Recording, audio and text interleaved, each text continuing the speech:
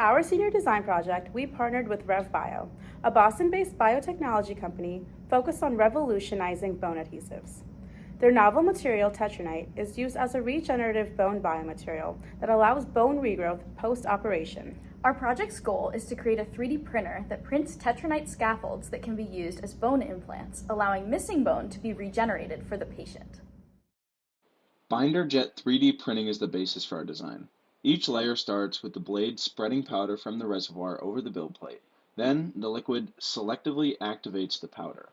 After the layer is complete, the build piston moves down, and the reservoir moves up to provide the tetranite powder for the next layer. Once the print is complete, it is removed from the printer along with the excess powder. Post-processing is done by separating the print from the powder before it can be used in a surgical environment. This specific example shows a print for a cranial flap replacement.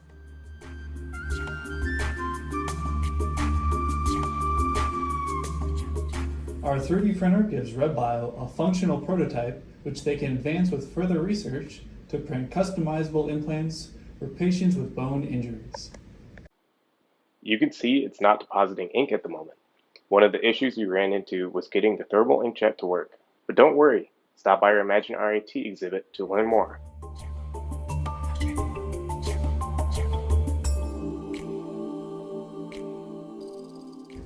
There are other possible ways to remove the powder, such as with a vacuum or compressed air.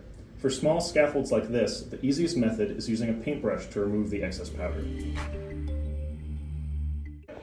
We'd like to thank Mike Brown and the RevBio team for the support and the funding they've provided, Dr. Steele for her guidance throughout MSD, L.S. Kaminsky for providing 3D digital design services, and their subject matter experts, Dr. Guillot and Dr. Williams.